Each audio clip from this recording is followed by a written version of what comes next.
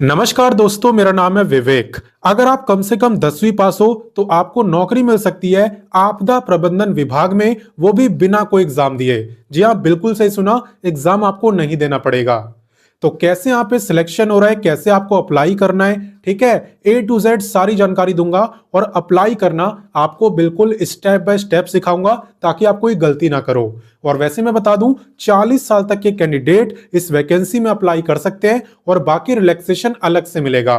ठीक है, तो एज की भी कोई दिक्कत नहीं है। लेकिन सारी जानकारी देने से पहले जो बच्चे मेरे को पहली बार देख रहे हैं उन्हें मैं बता दूं, मैं डेली आपको 2 वैकेंसी बताता हूं। पहली वैकेंसी मैं आपको सुबह 10 बजे बताता हूं, डेली रोजगार विद विवेक पर, वो भी हमारा ही चैनल है। अगर आपने सब्सक्राइब नहीं करा तो वीडियो डिस्क्रिप्शन में जाओ, लिंक दिया हुआ है, वहां से सब्सक्राइब कर सकते हो, या डायरेक्ट यूट्यूब पे सर्च कर लेना डेली रोजगार विद विवेक, तो भी आपको चैनल दिख जाएगा। वैसे भी सब्सक्राइब कर सकते हो। बात करें दूसरी वैकेंसी की, तो ये मैं आपको बताता हूं रोजाना दोपहर 3 बजे एग्जाम्स अहेड चैनल पर, जो कि अभी आप देख भी रहे हो। तो सिर्फ देखने से काम नहीं चलेगा, सब्सक्राइब करो, बेल आइकन दबाओ, ऑल पे टिक करो, ताकि जैसी वीडियो डालूं आपके पास नोटिफिकेशन आए और तुरंत आप मेरी वीडियोस को देख पाओ। ठीक है, बाकी चले बात करते हैं आज की वैकेंसी की। तो जैसा कि मैंने आपको बताया, आज की वैकेंसी आपदा प्रबंधन विभाग में आई है, जिसे हम इंग्लिश में कहते हैं डिजास्टर मैनेजमेंट डिपार्टमेंट। ठीक है, बात करें इंपॉर्टेंट डेट्स की, तो इस वैकेंसी के जो आवेदन है वो स्टार्ट हुए हैं 6 जनवरी से, एंड जो फॉर्म भरने की लास्ट डेट है वो है 4 फरवरी। हालांकि आपको डायरेक्ट जाके फॉर्म नहीं भर देना, पहले मेरे से सीख लो, उसके बाद अप्लाई करना, क्योंकि एक भी छोटी सी गलती करोगे तो फॉर्म रिजेक्ट हो जाएगा, इसलिए पहले सीख लो। बात करें यहाँ पे टोटल पोस्टों की, तो सीटें ज्यादा तो नहीं है, बट हाँ 118 सीट्स है। एंड बात करें एग्जाम की, तो यहाँ पे आपका कोई भी एग्जाम नहीं होगा, मैंने आपको स्टार्टिंग में बता दिया था। ठीक है, वैसे इस वैकेंसी में आगे बढ़ने से पहले एक बहुत ही काम की चीज मैं आपको देना चाहता हूं, जो सभी बच्चों के काम आएगी। और ये काम की चीज है एसएससी के प्रीवियस ईयर पेपर। आप एसएससी के किसी भी गवर्नमेंट जॉब की तैयारी कर रहे हो, चाहे वो सीजीएल हो, चाहे सीएचएसएल हो, या कोई और, भाई प्रीवियस ईयर पेपर आप जरूर सॉल्व करके जाना। ठीक है, क्योंकि एग्जैक्ट सेम क्वेश्चन आपको पेपर में देखने को मिल जाएंगे। कई बार क्या होता है, नाम चेंज कर देते हैं, नंबर चेंज कर देते हैं, बट क्वेश्चन वही होता है। तो प्रीवियस ईयर के पेपर आपको बिल्कुल नहीं छोड़ने। और अभी मैं आपको देने वाला हूं कंप्लीट एसएससी सीजीएल टियर 1 के प्रीवियस ईयर पेपर की किट, जिसके अंदर आपको 2019 से लेके 2025 तक के सारे प्रीवियस ईयर के पेपर दिखेंगे। ठीक है, क्वेश्चन भी होंगे, आंसर भी होंगे, ताकि आपको पता चले कि आंसर कौन सा सही है। ठीक है, तो बिल्कुल फ्री में आपको ये मिलेगा, इसके कोई चार्जेस नहीं है। और ये आपको दे रहा है ऑलिव बोर्ड। ऑलिव बोर्ड की तरफ से ये प्रीवियस ईयर पेपर की किट हमें दी जा रही है। और ऐसा मत सोचना कि ये तो सीजीएल का पेपर है, मेरे काम का नहीं है। आपको सीजीएल के क्वेश्चन सीएचएसएल में दिख जाएंगे, एमटीएस में भी दिख जाएंगे, और भी एसएससी की वैकेंसी में दिख जाएंगे। ठीक है, और वैसे भी अगर आप सीजीएल सॉल्व कर ले रहे हो तो बाकी पेपर आप आराम से कर लोगे, क्योंकि एसएससी का जो सबसे हार्ड या सबसे अच्छे लेवल का पेपर माना जाता है वो सीजीएल का ही होता है। तो कैसे आप इसे ले सकते हो, आप वीडियो डिस्क्रिप्शन में जाओ या कमेंट ओपन करो, आपको लिंक दिया हुआ है, सबसे पहले आप उस पर क्लिक करना।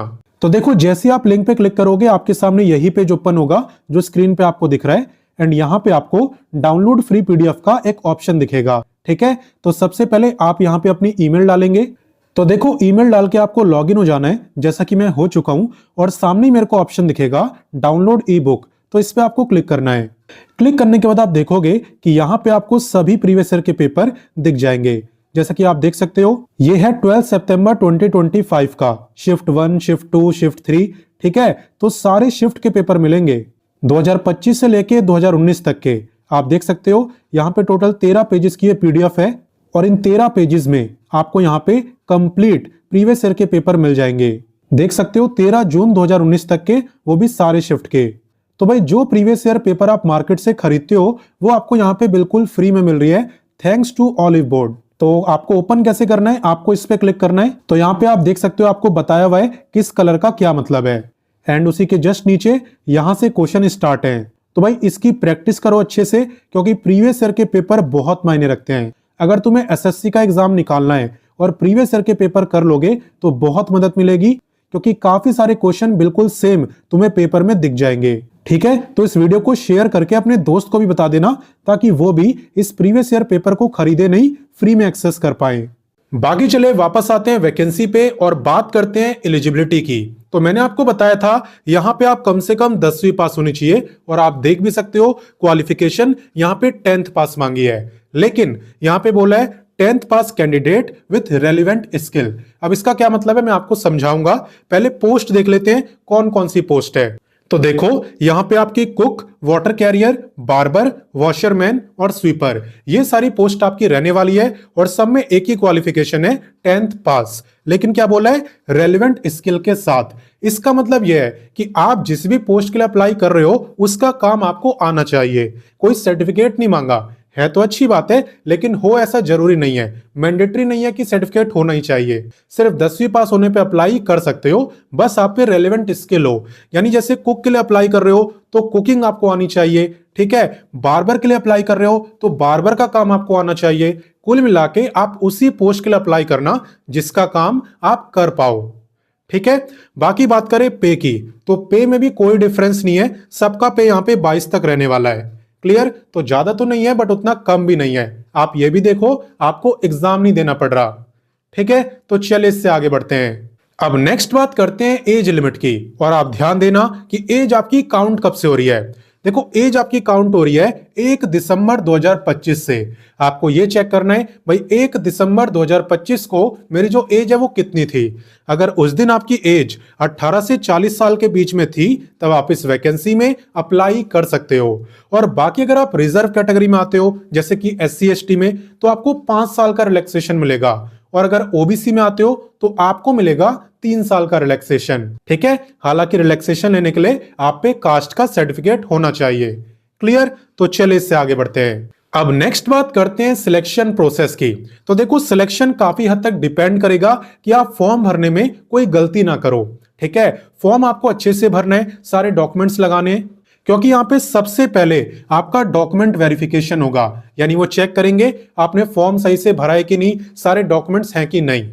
क्लियर, जिन बच्चों का फॉर्म सही होगा उन्हें यहां पे बुलाया जाएगा इंटरव्यू के लिए, ठीक है। ये सामने से आपको इन्फॉर्म करेंगे, आपको चिंता नहीं करना है। अगर आप शॉर्टलिस्ट होगे तो ये आपको इन्फॉर्म करेंगे और बुलाएंगे इंटरव्यू के लिए। सबसे पहले आपका इंटरव्यू होगा और देन उसी के बाद रेलिवेंट स्किल टेस्ट। मैं आपको बता ही चुका हूं कि जिस पोस्ट के लिए आप अप्लाई कर रहे हो उसका काम आपको आना चाहिए। फॉर एग्जाम्पल मान लो मैंने कुक के लिए अप्लाई करा था और इन्होंने मुझे बुलाया, तो ये क्या करेंगे मुझसे कुकिंग करवाएंगे, चेक करेंगे कि मेरे को खाना बनाना आता है कि नहीं। इसी तरीके से आप जिस पोस्ट के लिए अप्लाई कर रहे हो उसका स्किल टेस्ट होगा, यानी वो चेक करेंगे उसका काम आप कर पाते हो कि नहीं। आई थिंक मेरी बात आपको समझ आ गई होगी। तो चलिए अब बात करते हैं डॉक्यूमेंट्स की कि इस वैकेंसी में अप्लाई करने के लिए कौन कौन से डॉक्यूमेंट्स लगेंगे। तो देखो सबसे पहला एप्लीकेशन फॉर्म है, ये आपको कैसे मिलेगा, कहां पे मिलेगा वो आगे मैं आपको बताऊंगा, लेकिन याद रखो सबसे पहला एप्लीकेशन फॉर्म, उसके बाद मार्कशीट वगैरह, उसके बाद डेट ऑफ बर्थ का प्रूफ जिसमें 10वीं की मार्कशीट भी चलेगी, ठीक है। इसके बाद आपका आधार, रिसेंट पासपोर्ट साइज फोटो, और अगर आप रिजर्व कैटेगरी में आते हो तो कास्ट का सर्टिफिकेट, ठीक है। और अगर आप रिजर्व कैटेगरी का फायदा उठाना चाहते हो तो डोमिसाइल सर्टिफिकेट यानी निवास प्रमाण पत्र भी आपके पास होना चाहिए। क्लियर, बाकी चले अब एप्लीकेशन फी की बात करते हैं। देखो एप्लीकेशन फी में यहाँ पे कोई कंफ्यूजन नहीं होने वाली, आप किसी भी कैटेगरी के हो सबकी फी यहाँ पे सेम ही है। आप देख सकते हो सबकी फी है 100, ठीक है। तो कैसे इस वैकेंसी में अप्लाई करना होता है, कैसे आपको इसका फॉर्म मिलेगा, चलिए ये सब मैं आपको बताता हूं। तो चलो मैं आपको बताता हूं कि इस वैकेंसी में अप्लाई कैसे करना है। देखो सबसे पहले आप गूगल ओपन करना और टाइप करना www.rozgartime.com। ये टाइप करने के बाद आप हमारी ऑफिशियल वेबसाइट rozgartime.com पर आ जाओगे, जहां पे आपको सभी लेटेस्ट गवर्नमेंट जॉब के बारे में बताया होता है। सिंपली आपको क्या करना होता है, आप लेटेस्ट जॉब पे क्लिक करो, सारी लेटेस्ट गवर्नमेंट जॉब आपको दिख जाएगी। और अगर आपको क्वालिफिकेशन वाइज देखनी हो तो वो भी काफी आसान है। यहाँ पे 10वीं 12वीं graduate, ITI, diploma, post graduate सबके लिए वैकेंसी है। आपको जिस भी क्वालिफिकेशन की देखनी हो बस आपको उस पर क्लिक करना है। जैसे अगर मैं 10th पास पे क्लिक करूं तो सारी जॉब मुझे 10th पास की दिखेगी, ठीक है। बाकी चलिए अपनी वैकेंसी की बात करते हैं। आपको क्लिक करना है सर्च बार पे, यहाँ पे आपको लिखना होता है वैकेंसी का नेम, तो मैं शॉर्ट फॉर्म बता दे रहा हूं SDRF। ये लिख के आप सर्च करना SDRF। जैसे ही आप सर्च करोगे ये वैकेंसी आपको दिख जाएगी और इसी पे आपको क्लिक करना है। क्लिक करने के बाद इस पेज को आप बहुत अच्छे से पढ़ना, क्योंकि यहाँ पे आपको और ज्यादा डिटेल में इंफॉर्मेशन दी होती है। ठीक है, तो पहले से अच्छे से पढ़ना और उसके बाद अप्लाई करना। अप्लाई कैसे करना है वो मैं आपको दिखा देता हूँ। देखो यहाँ पे स्टेप्स आपको बताए हुए हैं, उसी को आपको फॉलो करना है। सबसे पहले तो आप एप्लीकेशन फॉर्म का प्रिंट आउट निकलवाना और फिर उसे अच्छे से फिल करना। ठीक है, फिल करने के बाद अपनी रिसेंट की पासपोर्ट साइज फोटोग्राफ उस पर पेस्ट कर देना। देन जो भी डॉक्यूमेंट्स मैं आपको बता रहा हूँ ये आपको उसके साथ अटैच करने हैं, जैसे कि आपकी 10th की मार्कशीट। ठीक है, अगर आप पे कोई स्किल हो या एक्सपीरियंस हो पोस्ट से रिलेटेड तो उसका certificate, age proof, caste certificate, अगर आप रिजर्व कैटेगरी में आते हो तो, ठीक है, आधार कार्ड, ये सब। और उसके बाद एक लिफाफे के अंदर इन सभी डॉक्यूमेंट्स को डाल देना। साथ ही साथ आपको एक और लिफाफा रखना है।